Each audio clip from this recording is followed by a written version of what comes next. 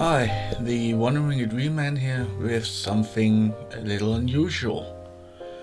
You see, a long time ago I got a request to talk a little bit about a scientific thing, and the person asked specifically to me to talk about life and death, and I was unfortunately very quick to say that it wasn't my kind of science because I mostly focused on chemical and biotechnological science.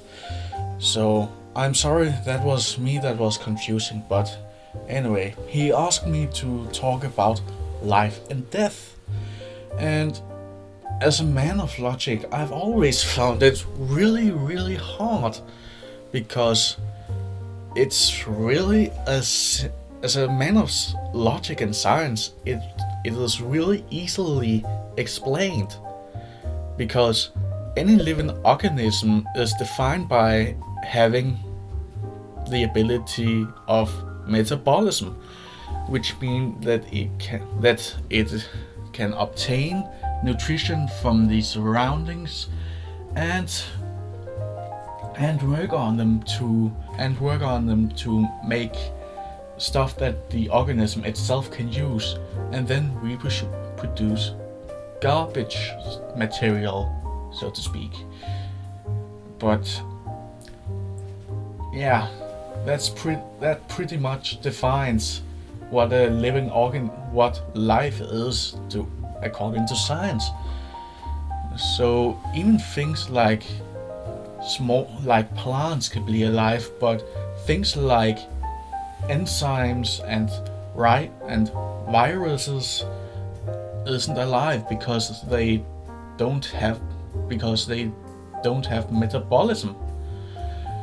But that's kind of beside the point. But as a man of science, it's really hard because that's what defines a living organism, but that's not how humans think about life and death.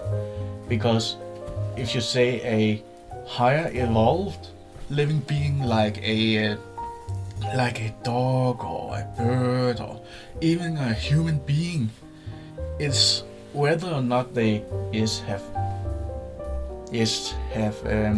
metabolism, but also whether or not their heart beats and their internal organs work well and their brains are intact and they actually have an active brain to talk about. So yeah, that's pretty much what's holding that back. But then again, the other day I saw a discovery program about hearts with brains, where they were talking a bit interesting about how a heart actually could have a brain which stored memories and actually also reacted to those memories. So in other words, that the heart actually had a mini brain with a cortex to store memories and a amygdala to give an emotional response to those memories. That was actually an interesting thought because a lot of emotions that we have is often combined to our heart rate.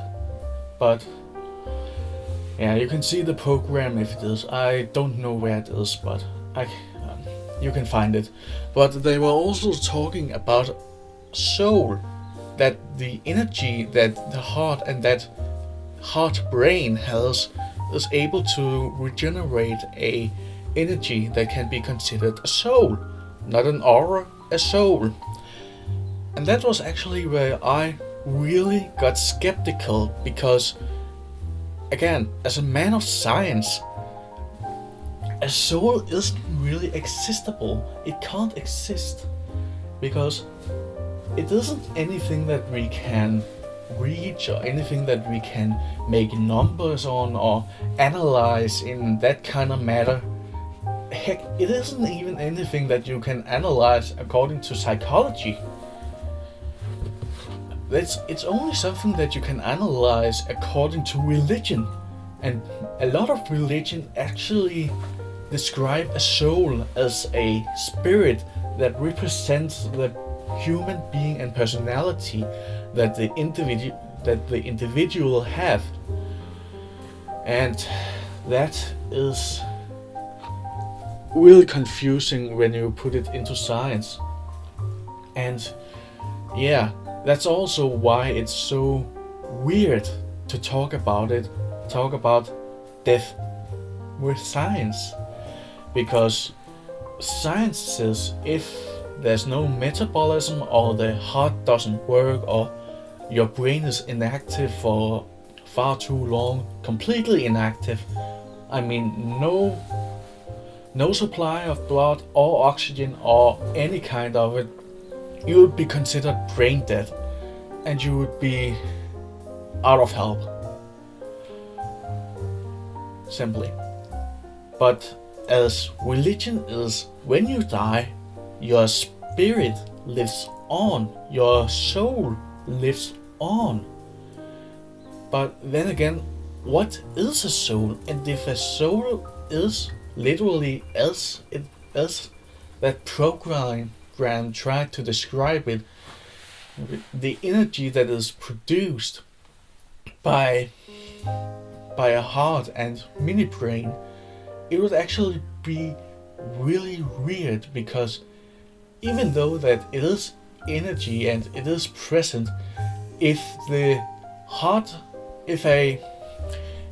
object stop generating energy, it wouldn't have enough to establish that, so to speak, forceful field or presence of it. So that would actually disappear all of a sudden. So how do you really describe a soul and even death as science? And even if you look into it psychological, there's not a lot of people who have returned from death to talk about it, how it is. A lot of people have talked about how it is before you die or when you die. But that's always from people that have been a near-death experience. And they have they've always been talking about it as being as a review of your own life, as you saw your life flash before your eyes. So is that really what happens when you die, and when you are dead, you just see your life over and over and over again? Is that really it? You wouldn't even be able to see it with your brain when you are dead, because that doesn't work anymore. So you wouldn't be able to recreate these memories. So is it the soul that is disappearing? What is it? It's just one of those questions that science have a hard time explaining.